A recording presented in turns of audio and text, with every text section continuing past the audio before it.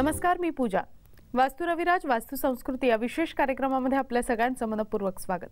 आज आपण भारतातील सर्वात मोठ्या वास्तुशास्त्र प्रशिक्षण आणि मार्गदर्शक संस्थेचे संस्थापक डॉक्टर रविराज अहिरराव यांच्याकडून वास्तुशास्त्राविषयीचं मार्गदर्शन जाणून घेणार आहोत.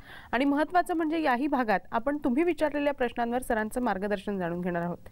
सर, सगळ्यात आधी या कार्यक्रमामध्ये आपलं मनपूर्वक स्वागत. नमस्कार. नमस्कार सर, या भागामध्ये सुद्धा आपण प्रेक्षकांचे प्रश्न आणि त्यावर तुमचं मार्गदर्शन जाणून घ्यायचंय. मात्र त्याआधी मला एक छोटासा प्रश्न तुम्हाला विचारायचा आहे की तुम्ही एक अभिनव उपक्रम आता सुरू केलेला आहे वास्तुशास्त्राविषयीचा, वास्तुशास्त्र अभ्यासक्रमाविषयीचा, तर त्याबद्दल थोडक्यात काय सांगता येईल तुम्हाला? पूजा, आपण मागच्या एपिसोडमध्ये या विषयावर बोललो आणि अतिशय प्राथमिक आणि जुजबी माहिती मी मागच्या एपिसोडमध्ये दिली. पण मला असं वाटतं की खरंच तू चांगलं केलंस हा प्रश्न विचारून. कारण त्या साध्या जुजबी माहितीवर सुद्धा प्रचंड मोठ्या प्रमाणावर एन्क्वायरीज आमच्याकडे यायला सुरुवात झालेली आहे. आणि खास करून ग्रामीण महाराष्ट्र म्हणजे जिल्हा पातळीपेक्षा सुद्धा तालुका आणि तालुक्यापेक्षा सुद्धा जे छोटे छोटे गावं आहेत की अशा गावांमध्ये अनेक शेकडोने हजारोनी संख्येने लोक आहेत की ज्यांना वास्तुशास्त्र शिकायचं. आणि आज निश्चितच घडीला मी असं म्हणेन की भारतीय वास्तुशास्त्रामध्ये संपूर्ण असा प्रदीर्घ कालावधीचा सखोल अभ्यासक्रम देणारी वास्तू रविराज ही एकमेव संस्था आहे, हे मला विथ फॅक्ट अँड फिगर सांगावं लागतं. कारण इतक्या प्रदीर्घ कालावधीचा अभ्यासक्रम आज आपण 13 वर्षापासून चालवतोय आणि अजून तरी कोणीही इतका इन डेप्थ अभ्यास देणारं अजून कोणी आलेलं नाहीये पुढे. हा महत्वाचा भाग. आपण सुरुवातीला ऑडिओ व्हिज्युअल करून ठिकठिकाणी ते ऑडिओ व्हिज्युअल DVDच्या माध्यमातून हे क्लासेस दाखवण्याचा प्रयत्न केला, पण तिथे सुद्धा कुठेतरी जिल्हा पातळीवरच्याच लोकांना ते शक्य होतं. अंतर्गत ग्रामीण भागातल्या लोकांना ते शक्य नव्हतं. कित्येक ठिकाणी सुरुवातीला अगदी मोजका प्रतिसाद आला, त्यामुळे आम्हाला जिल्हा केंद्र पण बंद करावी लागली. पण आता असं होतं की एखाद वेळेस एकदम अचानक वाशिम मधून एकदम 7-8 एन्क्वायरीज येतात, किंवा यवतमाळ मधून 4 एन्क्वायरीज येतात, किंवा अगदी सांगली जिल्ह्याच्या आटपाडी वगैरे म्हणा, किंवा कुठेतरी बेळगावच्या भागात निपाणी वगैरे, किंवा या भागामध्ये छोट्या छोट्या गावातून, किंवा अगदी कोकणात जायचं म्हटलं तर अगदी मी असं म्हणेन की कुडाळ किंवा सावंतवाडी वगैरे अशा ठिकाणी कोणीतरी 2, 4, 5 जण इच्छुक असतात. आणि मग त्यांच्यासाठी तिथे बॅच ऑर्गनाईज करणं हे आर्थिकदृष्ट्या शक्य नसतं. त्यामुळे आम्ही पेनड्राईव्हच्या विषयावर काम करायला सुरुवात केली. आणि पेनड्राईव्ह हा विषय बेसिकली आज भारतात सुद्धा काही संस्था वेगवेगळ्या प्रकारचं असं काम करत होत्या. परदेशात तर खूप संस्था अशा काम करतात, हे मी स्वतः प्रत्यक्ष बघितलं, अभ्यासलं. आणि अशा पद्धतीने तो पेनड्राईव्ह डिझाईन केलेला आहे की आता या ठिकाणी समस्त ज्यांना वास्तुशास्त्र शिकायचं त्यांना मी आता एवढं सांगेल की तुमची डिटेल माहिती वास्तू रविराजची जे आपण पुणा आणि ठाणा ऑफिसचे जे काही फोन नंबर देतोय किंवा आपण मेल ID देतोय, या सगळ्या याच्यावर त्यांनी त्यांची स्वतःचं नाव, पत्ता, फोन नंबर, म्हणजे कॉन्टॅक्ट डिटेल्स वगैरे या सगळ्या गोष्टी त्यांनी पाठवाव्यात किंवा द्याव्यात आमच्या ऑफिसला.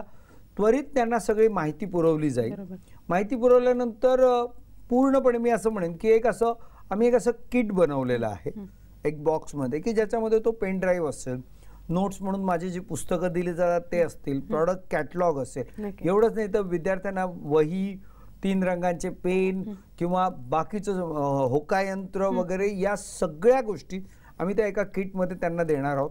आणि त्यांना एकूण जे आमचा 26 लेक्चरचा जो अभ्यासक्रम आहे, या 26 पैकी 20 लेक्चर जो थिअरी पार्ट आहे तो सगळा या विद्यार्थ्यांना दिला जाणार आहे या लेक्चरच्या माध्यमातून. बरं, प्रत्येक लेक्चरला तिथे साधारणपणे पेन ड्राईव्हवर एक 3 ते 4 दिवसाचं ड्युरेशन आपण दिलेलं आहे. किंवा ॲट द मोस्ट विद्यार्थ्याच्या जर सपोज त्याचे काय बाहेर जाण्या येण्याचे असे असतील तर त्यांनी तशी रिक्वेस्ट करून आम्ही त्यांना 5 दिवस किंवा 7 दिवस. हेतू हा आहे की त्याने 3 ते 4 महिन्यात हा कोर्स कंप्लीट केला पाहिजे. त्यानंतर ज्यांना याच्यातल्या उपाययोजना म्हणजे ज्यांना स्वतःहून वास्तुतज्ञ म्हणून प्रॅक्टिस करायची, मग त्यांच्यासाठी उपाययोजनांचं जे काही रेमेडीज सेशन आहे किंवा ज्याच्यावर सगळ्या शेकडो म्हणजे वेगवेगळ्या प्रकारच्या ह्या उपाययोजना, त्यांची बेसिक माहिती, शेकडो केस स्टडीज आणि एक इंटरॅक्टिव्ह सेशन, अशा सगळ्या गोष्टी हे त्यांना नंतर एक 3 दिवसाचं वेगळं सेशन हे पूर्णपणे जिथे माझे वास्तुतज्ञ, मी स्वतः, माझी मिसेस मंजुश्री, आम्ही स्वतः त्यांना त्या सगळ्या गोष्टींचं प्रत्यक्ष ट्रेनिंग देऊन त्यांच्यात एक परिपूर्ण वास्तुशास्त्र तज्ञ तयार करू. अशा पद्धतीचा हा कोर्स म्हणजे आता मला एवढं निश्चित माहिती आहे की याच्यामुळे आता आमच्या असं झालेलं आहे की आज आतापर्यंत आम्ही फक्त महाराष्ट्र, कर्नाटक, गुजरात आणि गोवा या भागातच आम्ही सीमित होतो. पण येणाऱ्या कालखंडामध्ये मी असं म्हणेन की आता इमिजिएट मराठीचं लॉन्चिंग झालं म्हणजे या कार्यक्रमामध्ये येत्या आमचे ऍडमिशन सुरू झालेले, या म्हणजे मराठीचं सुरू पूर्ण झालं की आम्ही दक्षिणेकडच्या सगळ्या राज्यांमध्ये आणि भारतातल्या प्रमुख शहरांमध्ये आमचा इंग्लिश मीडियमचा क्लास जो आहे तो लॉन्च करणार आहोत. आणि दरम्यानच्या कालावधीमध्ये आमचं हिंदीचं पण काम सुरू झालेलं आहे आणि येत्या 4 महिन्यात हिंदी सुद्धा, म्हणजे संपूर्ण भारतातच नव्हे तर जगभरात. किंबहुना मी आत्ता म्हणेन की आत्ता जी 100 ऍडमिशन्स आत्ता आम्ही केली आहेत त्यातली 4 ऍडमिशन ही परदेशातली आहेत. त्यामुळे हा प्रकार आता सर्वत्र आता सगळीकडे हे जाऊ शकेल. आणि जे वास्तू रविराजचं एक ध्येय आहे की येत्या 15 वर्षामध्ये संपूर्ण जगात 50,000 वास्तुतज्ञ तयार करायचे. आज बाहेर परदेशामध्ये फेंगशुईला प्रचंड मागणी आहे, पण फेंगशुईच्या तुलनेमध्ये भारतीय वास्तुशास्त्र हे प्रचंड सखोल आणि उपयुक्त आणि ज्याला मी असं म्हणेन की रिझल्ट देणारं असं हायली इफेक्टिव्ह आहे. मग हे शास्त्र म्हणजे याच्यापेक्षा निकृष्ट शास्त्र जर जगभर पॉप्युलर होऊ शकतं तर मग जर आपल्याकडे असलेलं 100 नंबरी 52 कशी 24 कॅरेटचं सोनं हे जर आपण जगाला दिलं आणि आज मी असं म्हणेन की सध्याच्या सरकारच्या माध्यमातून भारताचं मेक इन इंडिया किंवा भारताचं वर्चस्व सगळीकडे ज्या पद्धतीने वाढतंय, योगाला ज्या पद्धतीने आज संपूर्ण जगात मान्यता आणि महत्त्व प्राप्त होत चाललंय, मी निश्चित म्हणेन की येत्या काही वर्षातच हे वास्तू रविराजच्या माध्यमातून वास्तुशास्त्र जगभर नेण्याचं काम हे आम्ही निश्चित करणार, यात काहीच दुमत नाहीये. आत्ताच्या घडीला मी एवढंच म्हणेन की भारताच्या ग्रामीण भागातल्या प्रत्येक माणसाला वास्तुशास्त्र समजावं, शिकावं आणि त्याने तज्ज्ञ म्हणून प्रॅक्टिस करावी हे आमचं उद्दिष्ट आहे आणि ते निश्चित आम्ही साध्य करू. मला वाटतं तुमच्या अभिनव उपक्रमाविषयी प्रेक्षकांना अशी उपयुक्त अशी माहिती ती मिळालेली असेल आणि ते नक्कीच त्याचा उपयोग करून घेतील. मात्र प्रज्ञा जाधव यांचा आता थोडासा वेगळा असा प्रश्न येतोय, प्रश्नांकडे वळूया आता आपण. प्रज्ञा जाधव यांचा वेगळा प्रश्न येतोय. त्यांचं असं म्हणणं आहे की वास्तुशास्त्राच्या पुस्तकानुसार त्यांनी त्यांची कंपनी सेट केलेली आहे, मात्र तरी सुद्धा त्यांना काही दोष आहेत असे आढळत आहेत. तर त्यासाठी तुम्ही नेमकी काय उपाययोजना सांगू शकता? पूजा, काय नाव आहे ते का की मेडिकल सायन्समध्ये असं म्हटलं जातं की सेल्फ मेडिकेशन इज डेंजरस. तोच प्रकार इथे बेसिकली आता मी असं म्हणेन की माझी जी पुस्तकं मी आतापर्यंत जी काही लिहिली आहे, प्रकाशित केली आहेत, या माझ्या पुस्तकांमध्ये किंवा माझ्या क्लासमध्ये सुद्धा मी अतिशय सढळ हाताने माझा हातचं कुठलंही न राखता मी सगळं माहिती त्यांना दिलेली आहे. पण प्रॉब्लेम तरी सुद्धा येणं कसं आहे माहिती का, मी सांगणं आणि तुम्हाला ते उमगणं, बरोबर, ह्याच्यामध्ये नक्कीच फरक पडतो आणि त्यामुळेच कुठेतरी धचा मा होतो. बरोबर. मला वाटतं आपण मध्ये एकदा अशाच प्रकारचा एक प्रश्न आपण केला होता. म्हणजे उदाहरणार्थ मी असं म्हणेन की जर हा माझा मी आता हात जो दाखवलाय हा जर दक्षिण असेल तर हा जो हात आहे हा नैऋत्य दाखवतो आणि तेच हा जो हात आता इकडे आहे हा आग्नेय दर्शवतो. बघा, आग्नेय, दक्षिण आणि नैऋत्य अशा एका सरळ रेषेमध्ये या 3 दिशा आहेत. बरोबर. पण सर्वसामान्य माणूस काय करतो माहितीये का, त्याच्या दृष्टीने या टोकापासून या टोकापर्यंत ही दक्षिणच. बरोबर.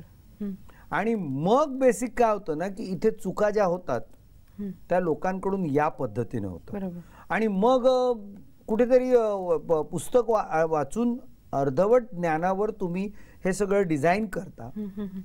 आता या ठिकाणी मला 2 गोष्टी सांगायच्या. आज एवढी मोठी फॅक्टरी उभी केली, काय केलं त्यांनी? वास्तू कन्सल्टन्सी माझी फी कदाचित 5,000-10,000 असेल. ते 5-10 हजार वाचवण्यासाठी कुठे त्यांनी काही अशा मिस्टेक्स करून ठेवल्या असणार ना की ज्या त्यांना कदाचित 5-25-50 लाखापेक्षा सुद्धा जास्त महाग पडणार आहे. मग मला एक सांगा की जर असा विचार करण्यापेक्षा, संकुचित वृत्ती जाण्यापेक्षा तुम्ही बाकायदा त्या तज्ञाला बोलवा आणि त्याच्या माहितीनुसार ते करून घ्या. आता त्यांनी फॅक्टरी सेटअप केलेली आहे, त्यांना बदल करणं शक्य नाहीये. मला त्यांचा म्हणजे प्रांजळपणे मला त्यांना सांगावं असं वाटतं की आता त्यांनी जरा समंजस विचार करावा. प्रत्यक्ष वास्तू व्हिजिटसाठी आम्हाला आमंत्रित करावं. माझा वास्तुतज्ञ येऊन त्या सगळ्या गोष्टींचा बारकाईने अभ्यास करेल आणि जे जे काही चुकलं असेल त्याला आपण बिना तोडफोडच्या उपाययोजना देऊन त्याला आपण पॉझिटिव्ह करू आणि त्यांची गाडी जी काही स्लो चालली आहे तिला वेग प्राप्त करून देऊ. एवढं नक्की करता येईल. नक्कीच. असे बरेच प्रश्न सर आपल्यापर्यंत आलेले आहेत, त्यांची उत्तरं आपण जाणून घ्यायची. मात्र एका छोट्याशा विश्रांतीची वेळ झालेली आहे. एक छोटीशी विश्रांती घेऊन आपल्या कार्यक्रमामध्ये आपण लगेचच भेटतोय. तुम्ही कुठेही जाऊ नका, पाहत रहा आमचा विशेष कार्यक्रम वास्तू रविराज वास्तू संस्कृती.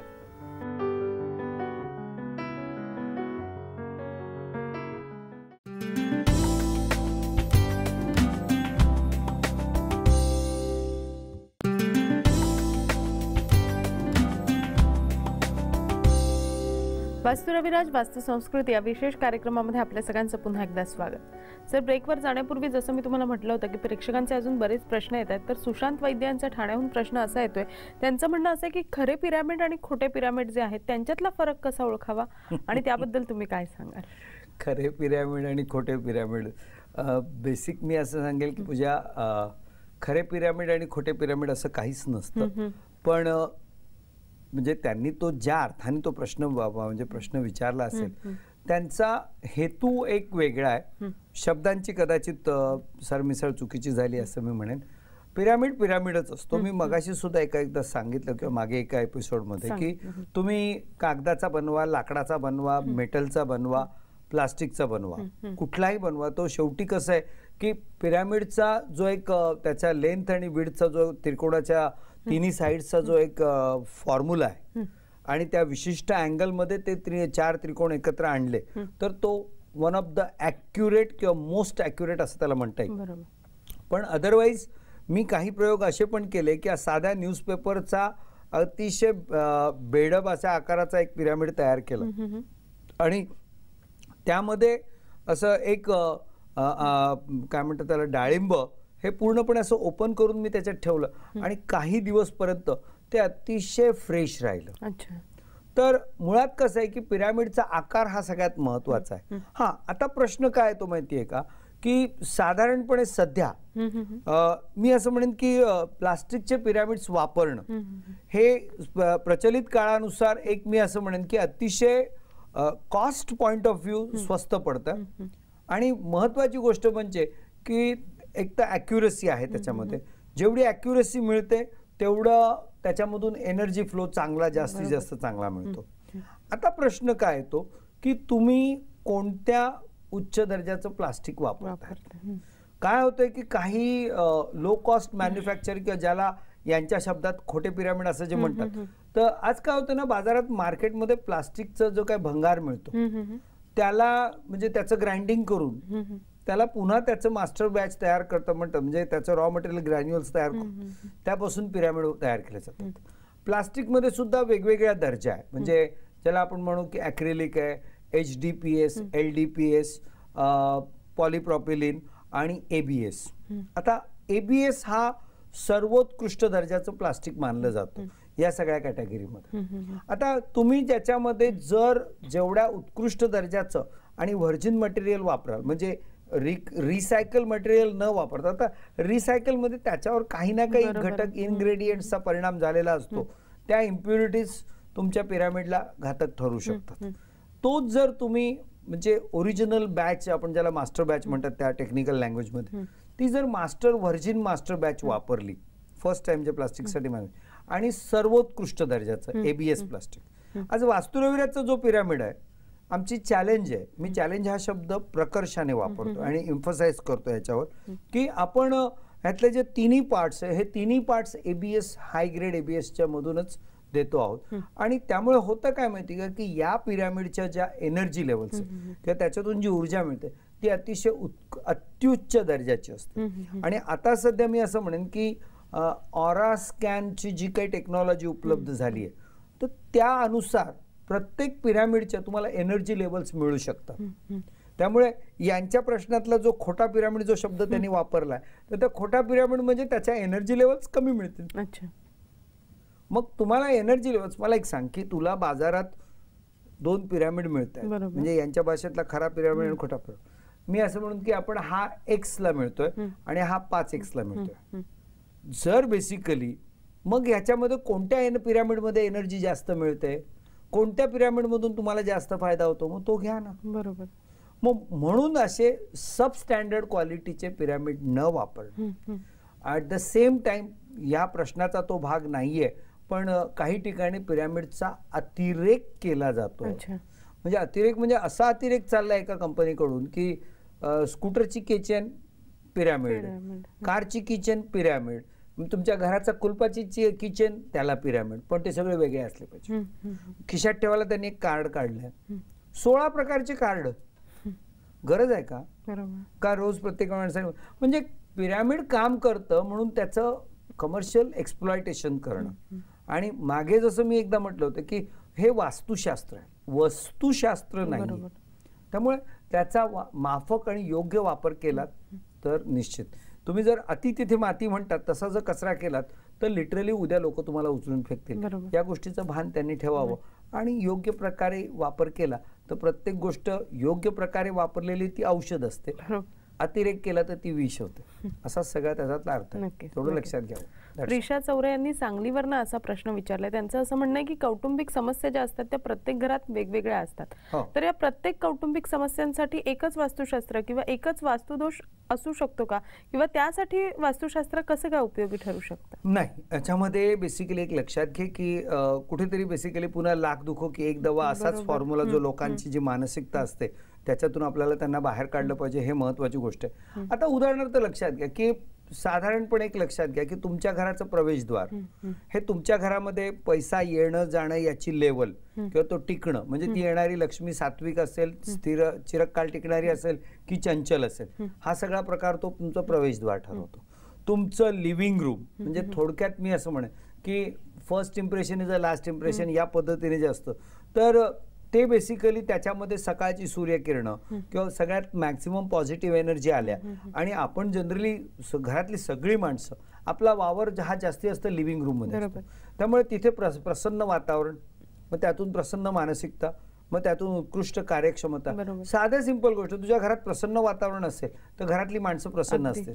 पण जर वातावरण प्रसन्न नसेल, कोंदट असेल, कुबट असेल, तर नॅचरली घरामध्ये माणसाला थांबायला आवडणार नाही किंवा क्षुल्लक गोष्टीवरून खटके उडणं प्रकार होऊ शकतो किंवा त्या माणसाला कामच करावं असं वाटणार नाही. हे सगळे प्रकार त्या घरात घडतात. मग त्यानंतर दुसरी गोष्ट अशी की मुलांना अभ्यास, बरोबर, हा एक दुसरा प्रत्येक घराचा महत्वाचा भाग असतो. मग त्याच्यासाठी बेसिकली मुलाला वायव्यमध्ये बसवा, पाठीशी भक्कम भिंत असू दे, तोंड त्याच्या ईशान्येला होऊ दे, त्याचा अभ्यास चांगला होईल. त्यानंतर बेसिकली मी असं म्हणेन की घराचं आरोग्य, की सकाळची सूर्यकिरण तुमच्या घरात जास्ती जास्त कशी येतील, पण दुपारनंतर मावळतीची सूर्यकिरण येणार नाही ही काळजी घेणं पण तुम्हाला गरजेचं आहे. तुमचं टॉयलेट जर नॉर्थ वेस्ट मध्ये किंवा वेस्ट मध्ये घेतला तर ते सगळा तो जो काही निगेटिव्ह एनर्जी आहे किंवा म्हणजे मावळतीच्या सूर्यकिरणांमधले इन्फ्रारेड तिथल्या जंतूंचा नाश करतील, वायू त्याचा दुर्गंधी डिफ्यूज करेल. किंवा साधी सिंपल गोष्ट, एक सुखी वैवाहिक जीवन दाम्पत्यामध्ये एक चांगली हार्मनी असणं, मग त्यासाठी साऊथ वेस्टचा मास्टर बेडरूम खूप महत्वाची भूमिका पार पडतो. घरातल्या सदस्यांमध्ये सुसंवाद असला पाहिजे, वादविवाद, कटकटी, विसंवाद नसला पाहिजे. मग त्यासाठी रिलेशनशिप आणि कम्युनिकेशन कॉर्नर ज्याला म्हणतात ती वायव्य दिशा नॉर्थ वेस्ट महत्वाची भूमिका पार पडते. म्हणजे इव्हन तुम्हाला मी असं म्हणेन की करिअर ग्रोथ वगैरे सगळ्या ज्या गोष्टी आहे पुन्हा ईशान्य दिशेवर आल्या. मग त्याच्यानंतर स्टॅबिलिटी, आयुष्याला स्टॅबिलिटी हा भाग साऊथ वेस्ट मधून येतो. घराचे दोन महत्वाचे पिलर्स आहेत, म्हणजे किंवा त्यांना महत्व की एक फिमेल पॉवर सेंटर, एक मेल पॉवर सेंटर, कुटुंबरूपी रथाचे दोन चाक. मग साऊथ ईस्टचा किचन म्हणजे फिमेल पॉवर सेंटर, साऊथ वेस्टचा मास्टर बेडरूम म्हणजे मेल पॉवर सेंटर. अशा सगळ्या गोष्टी जर तुम्ही हे केलं, किंबहुना मी असं म्हणतो की घराचं ब्रह्मतत्व महत्व मधला भाग हा मोकळा आणि हलका असला पाहिजे. जसं आपलं नाभी म्हणजे एक प्रकारची एक गाठ बांधलेली असते या गाठोड्याची, किंवा आकाशाने ज्या लाखो करोडो ग्रहांना आपल्यामध्ये समाविष्ट करून घेतलेलं असतं, तो बांधून ठेवण्याची प्रवृत्ती, एकत्रित ठेवण्याची पद्धत, ते गुणधर्म ब्रह्मतत्वातून मिळत असतात. सो अशा म्हणून मी म्हटलं ना की मानवी जीवनातील प्रत्येक गोष्टीवर वास्तुशास्त्राचा प्रभाव आहे. त्यामुळे आता जर सपोज तुमच्या घरात ईशान्य बिघडली असेल तर पैसा, आरोग्य आणि शिक्षण या गोष्टी बिघडतील. तुमची आग्नेय बिघडली असेल तर याचा अर्थ तुमच्या घरामध्ये वायफळ खर्चाचं प्रमाण, त्याच्यानंतर क्षुल्लक गोष्टींवरून वादविवाद सुद्धा त्याच्यामुळे येऊ शकतात. किंवा बेसिकली मी असं म्हणेन की त्या घरातल्या स्त्रिया अस्वस्थ बेचैन होऊ शकणं हा प्रकार असतो. जर तुमचं मास्टर बेडरूम साऊथ वेस्ट बिघडलं असेल तर याचा अर्थ कुठेतरी आर्थिक, वैयक्तिक म्हणजे शारीरिक, मानसिक, आर्थिक, सामाजिक सर्व प्रकारचं जे स्थैर्य आहे याला कुठेतरी धक्का पोचतो. प्रचंड मोठ्या प्रमाणावर कर्ज किंवा नुकसान होणं हा प्रकार साऊथ वेस्टमुळे होतो. वायव्यमुळे मगाशी मी म्हटलं तसं रिलेशनशिप कम्युनिकेशन येतं. सो ज्या कोणत्या भागामध्ये तुमचे वास्तुदोष आहेत त्यानुसार त्याचे परिणाम होणार. बरोबर. फ्लॅट सिस्टमच्या घरामध्ये बेसिकली एक लक्षात घ्या, आपण अनेक वेळा काही केस स्टडीज बघितल्या की ज्याच्यामध्ये आपल्याला 7 दिशांमध्ये 8 दिशांमध्ये कट्स दिसले. बरोबर. जेवढ्या दिशा कट झाल्या तेवढे वास्तुदोष त्या घरात आले, तेवढे दुष्परिणाम आले, तेवढा त्रास आला. सो याचा अर्थ मी एक म्हणजे सर्वसाधारण लोकांना मी 2 गोष्टी सांगतो या बाबतीत. एक तर बेसिकली मी असं म्हणेन की इथून पुढे तुम्ही घर घेताना आमची वास्तू रविराजची एक टॅगलाईन आहे, हक्काने घर मागा वास्तुशास्त्रानुसार. मागा ना, बिल्डरकडे बांधू शकतात ते. बरोबर. फक्त तुमच्या मागणीचा रेटा जर तुम्ही चालवला तर त्यांना झक मारून द्यावं लागेल. मी हा शब्द मुद्दाम वापरतोय कारण त्यातलं गांभीर्य लोकांना कळावं. त्यानंतर दुसरा महत्वाचा मुद्दा असा आहे की जर सपोज तुम्ही आज घर घेतलंय, जसं लहान मुलाला तुम्ही पोलिओ ट्रिपल वगैरे देता, तेच जर तुमच्या लाखो रुपये, करोडो रुपये किमतीच्या घराला तुम्ही एक 5-25 हजार रुपयाचा खर्च करून जर वास्तू रेमेडीज करून घेतल्या तर ते घर वर्षानुवर्षासाठी तुम्हाला लाभदायी ठरणार, त्रासदायी नाही ठरणार. या गोष्टींचा त्यांनी विचार करावा आणि त्यांच्या सगळ्या समस्या निराकरण करून घ्यावं, हाच त्यातला उपाय. नक्कीच. आणखीनही काही प्रश्न आणि आपली केस स्टडी सुद्धा पाहायची आहे, मात्र एका छोट्याशा विश्रांतीनंतर एक छोटीशी विश्रांती घेऊन आपल्या कार्यक्रमामध्ये लगेचच भेटूया.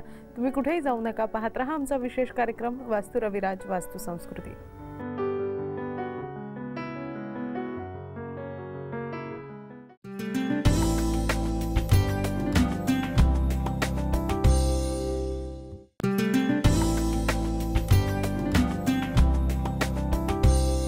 वास्तू रविराज वास्तू संस्कृती या विशेष कार्यक्रमामध्ये आपल्या सगळ्यांचं पुन्हा एकदा स्वागत. सर, ब्रेकवर जाण्यापूर्वी जसं मी म्हटलं होतं की आतापर्यंत बऱ्याच जणांनी तुमच्याकडनं वास्तुशास्त्राविषयीचं मार्गदर्शन सुद्धा जाणून घेतलेलं आहे. अशाच काही प्रतिक्रिया आपल्यापर्यंत येतात, नेमका त्यांच्या काय प्रतिक्रिया पाहूया. मी संजय डोंगरे, वास्तू रविराजचा स्टुडंट. 1 वर्षापूर्वी मी एंजल थेरपीचा क्लास केला. त्याच्यानंतर माझ्या आयुष्यात प्रचंड बदल घडत गेला. मॅडमांनी मला एंजल थेरपीमध्ये गार्डियन एंजल, तुमचे 7 एंजल्स, अल्टर, प्रेयर सगळं डिटेलमध्ये शिकवलं आणि दर शुक्रवारी मी त्याचा अनुभव घेत होतो. सुरुवातीला दर शुक्रवारी मी अल्टर मांडायचो, प्रेयर करायचो. रात्री 10 ते 11च्या दरम्यान मी त्याचं प्रेयर करत होतो. पण मला जे क्लासमध्ये फील घेतला होता, जे एंजल्स त्यांनी दाखवले होते मला, ते मला घरी काही दिसत नव्हते. मी अस्वस्थ होत होतो. त्यानंतर मी दर शुक्रवारी प्रेयर, अल्टर हे करत गेलो. अचानक मला पिंक ऑफ दिसायला लागला. तो हळूहळू मोठा होत गेला. दर शुक्रवारी तो मोठा झालेला मी बघत होतो. 6 महिन्यानंतर पिंक ऑफ जाऊन व्हायलेट कलरचा ऑफ दिसायला लागला. तो अगदी छोटा होता. त्याच्यात मला आर्केंजल मायकल, आर्केंजल रॅफल आणि आर्केंजल शॅम्युअल हे सतत मदत करताना असं वाटत होतं की कॉन्फिडन्स लेवल माझी खूप वाढलेली आहे. मॅडमने शिकवलेल्या प्रत्येक एंजल्सचा मी अभ्यास करत होतो आणि त्याचा मला हळूहळू फायदा सुरू झाला होता. हे सुरू असताना अचानक माझ्या मैत्रिणीचा मला फोन आला की 2 महिन्यापासून हजबंड त्यांना फोन करत नव्हते.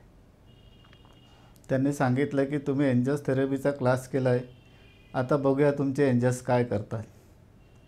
माझ्या हजबंडचा मला फोन येतो की नाही हे तुमच्या एंजल्सला सांगा आणि प्रयत्न करा. मी एक एक्सपेरिमेंट म्हणून विचार केला आणि आर्केंजल शॅम्युअलची प्रार्थना केली, प्रेयर केली. त्याची सांगितलं की हजबंडचा हिला फोन जाऊ दे आणि हिचं सगळं नीट होऊ दे. सोबत आर्केंजल मायकलचं प्रोटेक्शन दिलं त्यांना, जे काय अडचणी येत असतील त्या दूर निघून जाऊ दे. चमत्कार झाला. अर्ध्या तासाने त्या मॅडमचा मला फोन आला की हजबंडचा छान फोन आला आहे आणि आम्ही अर्धा तास खूप छान बोललो. धन्यवाद सर. तुमचे एंजल्स खूप छान आहेत आणि तुम्हाला मदत करत आहेत. ते म्हणले की मला पण एंजलचा क्लास करायचा आहे. मी त्यांना वास्तू रविराज क्लासचा नंबर दिला, यांच्याशी बोलून घ्या. आता त्यांना पण एंजल्सचा फायदा होतो आहे, त्यांनी पण तो क्लास पूर्ण केला आहे. रिसेंटली सांगायचं झालं तर आर्कएंजल मायकल मला सतत मदत करत असतात.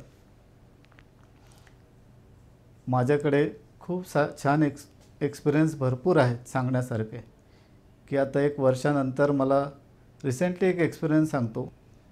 माझ्या मित्राचा मला रात्री SMS आला की त्याला एन्जिओग्राफी करायला सांगितली आहे आणि दीनानाथ हॉस्पिटलला ॲडमिट करायला सांगितलं आहे. माझ्या सतत डोळ्यासमोर एन्जिओप्लास्टी दिसायचं, पण मी म्हटलं त्याला सांगितलं तू घाबरून जाईल. मी त्याला SMS पाठवला, भिवू नकोस, सगळं व्यवस्थित होईल. आज त्याच्या मिसेसचा मला फोन आला की एन्जिओप्लास्टी झाली आणि त्याची तब्येत खूप छान आहे.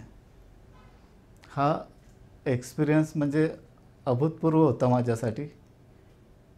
हे ज्यावेळेस एक्सपिरियन्स मी घेतो त्यावेळेस मला एंजल्सचा स्पर्शसुद्धा जाणवतो, जेणेकरून मोरपिसाचा स्पर्श जसा गालावर होतो तसा फील मला सारखा होत असतो.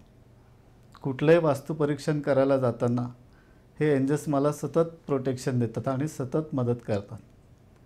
त्यामुळे मी वास्तू रविराज परिवाराचा आभारी आहे की याच्यामुळे एंजल्समुळे माझ्या व्हिजिट पण वाढलेल्या आहेत, माझी कॉन्फिडन्स लेवल पण वाढलेली आहे आणि मला व्हिजिटला काहीही त्रास होत नाही. मला एक वास्तुशास्त्रामध्ये इंटरेस्ट होता, त्यामुळे मी नेहमी सरांचे कार्यक्रम पाहत होते. आपल्याला पेन ड्राईव्ह थ्रू कसं वास्तुशास्त्र शिकता येईल, म्हणजे महत्त्वाचं म्हणजे आपल्याला प्रत्येक वेळी पुण्याला, मुंबईला, ग्रामीण भागातील लोकांना पुण्यामध्ये जाऊन येऊन होणार नाही. त्यासाठी त्यांनी तो पेन ड्राईव्हचा एक पर्याय काढला, तो अतिशय मला आवडला. ऑफिसमध्ये पण मला त्याची फार छान प्रकारे माहिती दिली आणि मग त्यांनी मला पेन ड्राईव्ह पाठवला. मी ते मागवून घेतला, पेन ड्राईव्ह घेतलाही आणि आता मी 6वं लेक्चर करत आहे आणि त्याच्यामध्ये मला कोणत्याही प्रकारची अडचण आलेली नाही. अडचण आली शक्यतो येतच नाही इतक्या प्रकारे, म्हणजे ते अगदी सरळ समोर बसून सर आपल्याला शिकवत आहेत, इतक्या चांगल्या प्रकारे ते आपल्याला शिकवत आहेत. म्हणजे मला खूप तो आवडला आहे. घरामध्ये कोणत्याही वेळी कधीही आपण ते शिकता येतंय.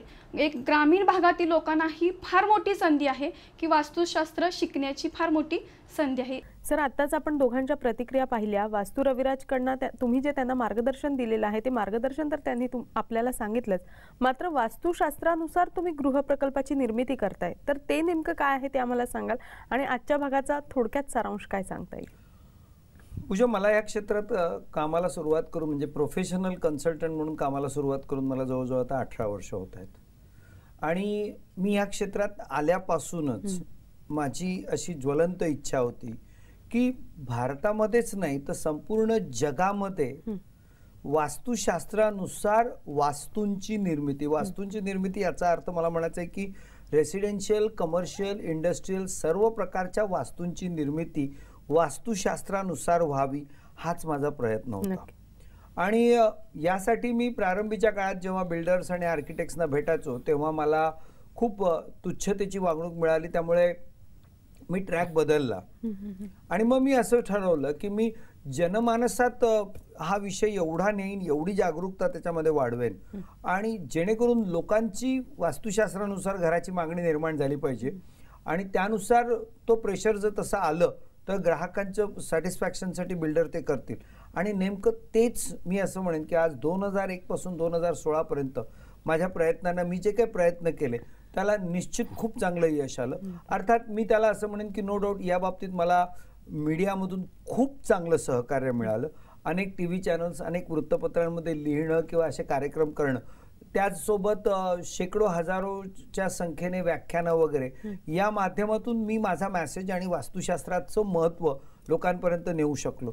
या दरम्यान मी जेव्हा जेव्हा वेगवेगळ्या बिल्डर्स आणि त्यानिमित्ताने आर्किटेक्ट्स बरोबर काम करत होतो तर त्यामुळे मला बिल्डिंग प्रकल्पाची डिझाईन याची हळूहळू चांगली माहिती होत गेली आणि आज गेल्या एक साधारणपणे 2 वर्षापासून अशा प्रकारे वास्तुशास्त्रानुसार प्रकल्प याच्यावर आम्हाला काम करायला संधी मिळायला लागली.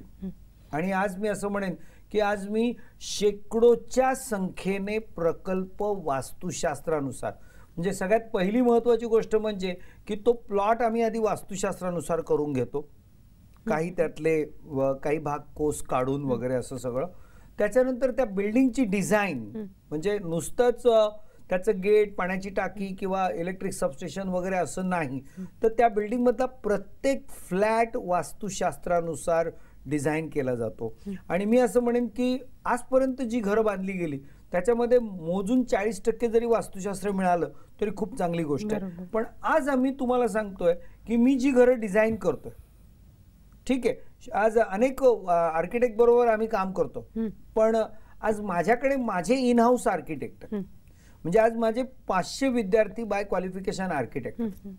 त्यामुळे अनेक ठिकाणी मी त्यांनाच माझा असोसिएट म्हणून घेतला आणि माझ्या वास्तुशास्त्र शिकवण्यानुसार आज आम्ही असे प्रकल्प साकारलेले आहेत की लिटरली प्रत्येक फ्लॅट हा किमान जवळजवळ 75 ते 80% वास्तुशास्त्रानुसार.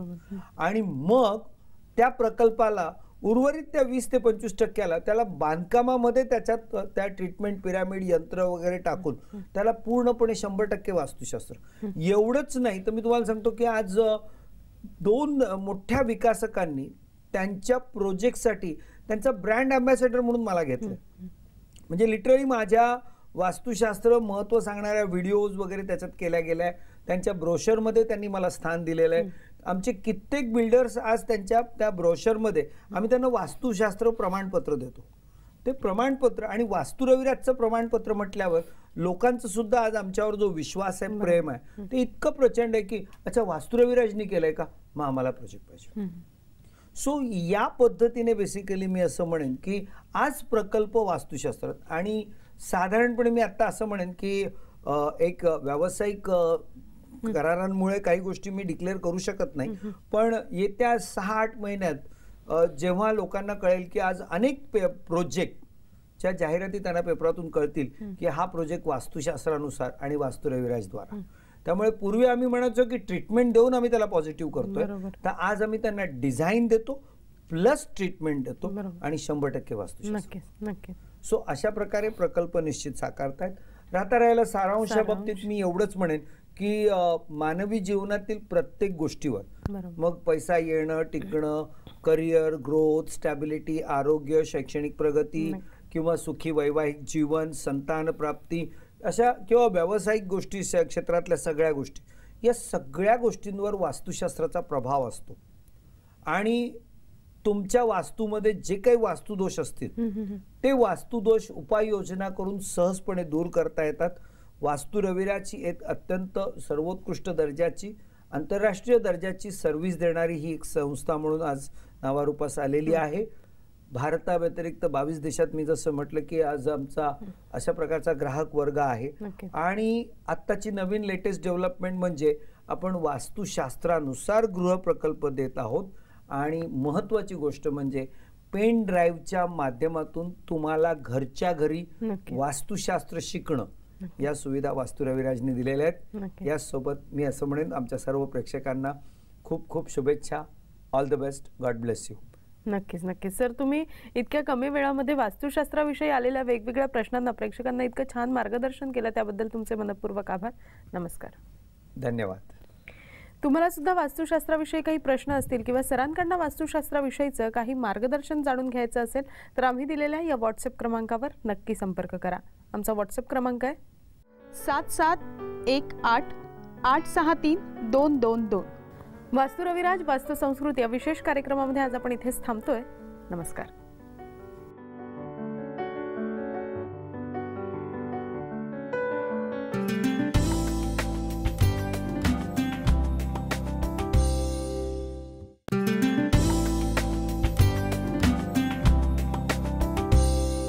वास्तू रविराज वास्तू संस्कृती या विशेष कार्यक्रमामध्ये आपल्या सगळ्यांचं पुन्हा एकदा स्वागत.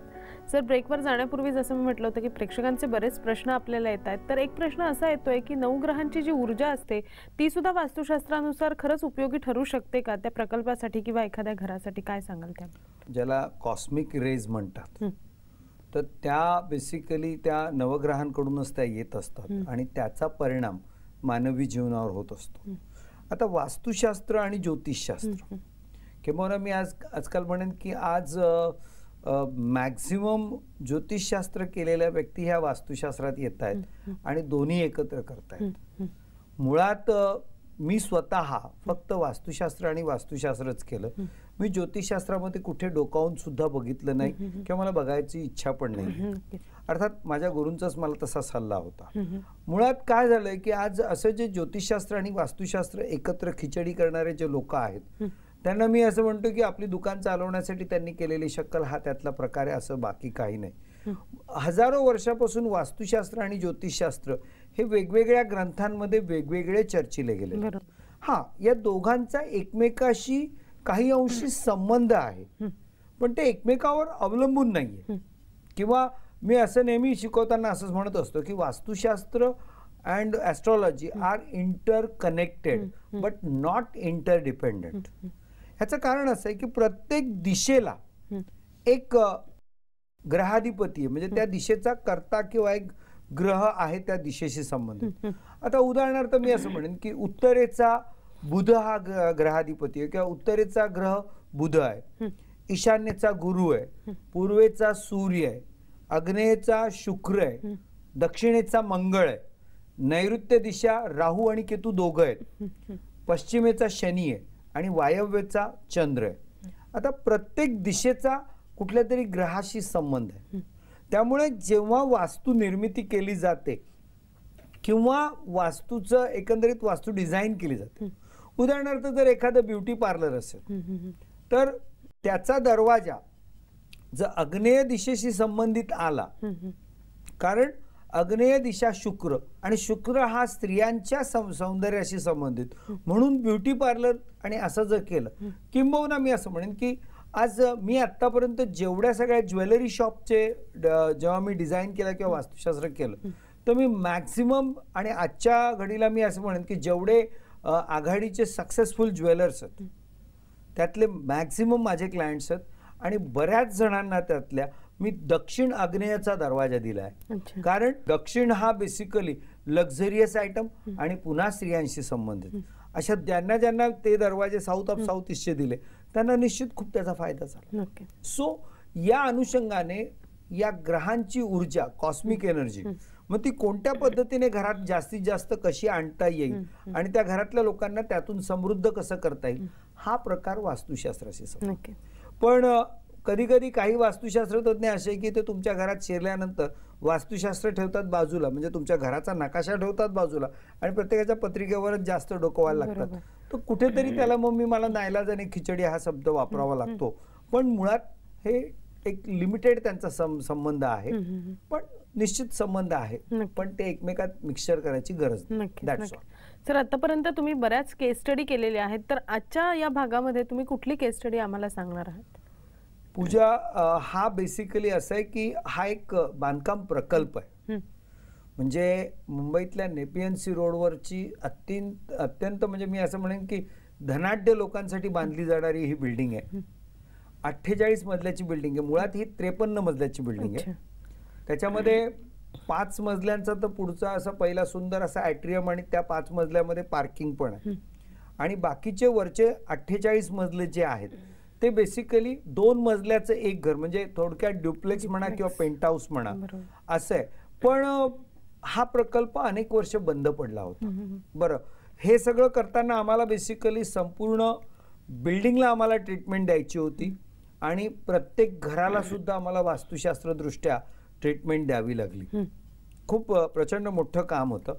म्हणजे या घराची किंमत ही साधारणपणे 3 आकडी कोटीमधला आकडा जो येऊ शकतो अशा प्रकारचा 3 आकडी कोटीमध्ये असलेली त्या घराची किंमत, ड्युप्लेक्स घर. मला या बिल्डिंगच्या आर्किटेक्टला काही वेळा मनापासून त्याला मला सलाम करावा असा वाटतो आणि काही वेळा मला त्याची क्यू पण करावीशी वाटते. कारण त्यांनी काय केलं माहितीये का, की एक तर त्याने ही बिल्डिंग ना मुळात आता इथे जी स्लाइड मध्ये दिसते ती बाहेर अष्टकोनी फ्रेम त्याच्या भोवती आहे, पण जेव्हा ही बिल्डिंग मुळात बांधायला सुरुवात झाली आणि आमच्याकडे हा प्रकल्प जेव्हा आला तेव्हा ही बिल्डिंग राऊंड होती. म्हणजे खरं म्हणतात ना की ते दुर्भाग्य माणसाला होणं.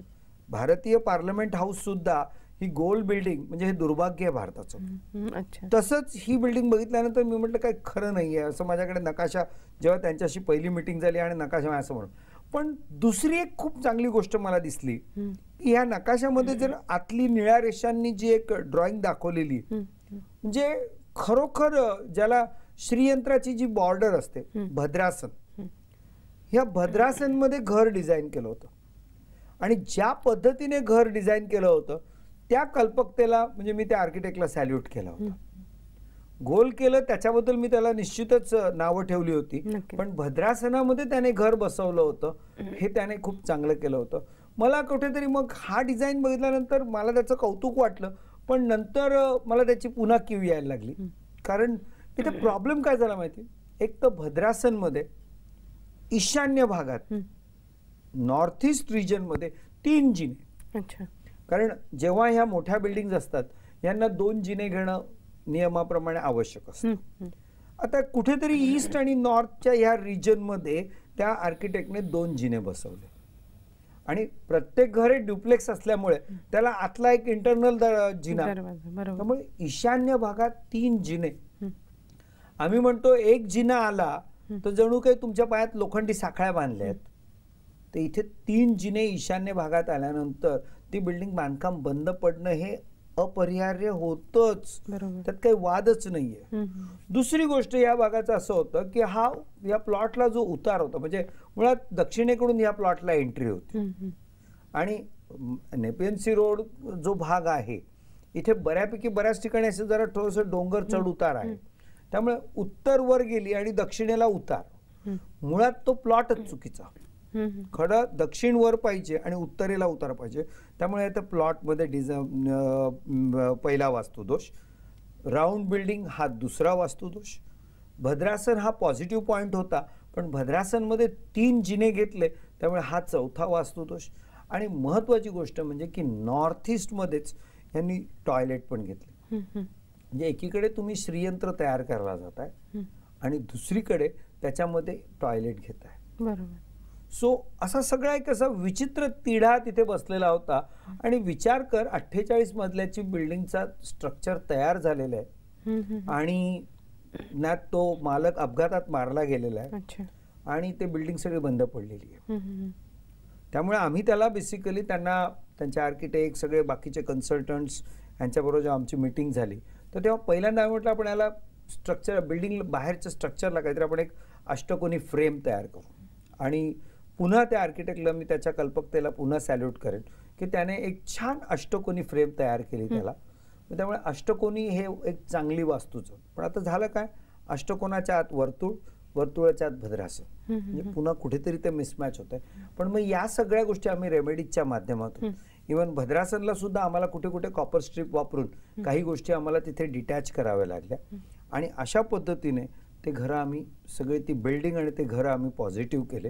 आणि त्यानंतर हळूहळू त्या कामाला, कारण काम खूप कठीण होतं. म्हणजे थोडक्यात असं आपण म्हणतो ना की एखादा पेशंट ज्याच्या खूप अगदी शेवटच्या स्टेजला गेलाय आजार, अशा प्रकारची ती केस होती. पण हळूहळू त्याच्यामध्ये बदल घडलेले आहेत, बऱ्याच इम्प्रूव्हमेंट आले आणि ते काम आता पुढे सरकतं. अशा प्रकारे थोडक्यात मी असं म्हणेन की बिल्डिंग किंवा संपूर्ण घर, मग पहिल्यांदा आम्ही त्या बिल्डिंगला ट्रीटमेंट दिली आणि मग प्रत्येक घराला सुद्धा इंडिपेंडंट ट्रीटमेंट, अशा पद्धतीने त्याला पॉझिटिव्ह. नक्कीच. केस स्टडी बद्दल तर सर आपण बोललो, मात्र आतापर्यंत तुमच्याकडनं वास्तुशास्त्राविषयीचं मार्गदर्शन सुद्धा बऱ्याच जणांनी जाणून घेतलंय, त्यांच्या प्रतिक्रिया सुद्धा आपल्याला पाहायच्यात. मात्र एका छोट्याशा विश्रांतीची वेळ झाली आहे. एक छोटीशी विश्रांती घेऊन आपल्या कार्यक्रमामध्ये आपण लगेचच भेटतोय. तुम्ही कुठेही जाऊ नका, पाहत रहा आमचा विशेष कार्यक्रम वास्तू रविराज वास्तू संस्कृती.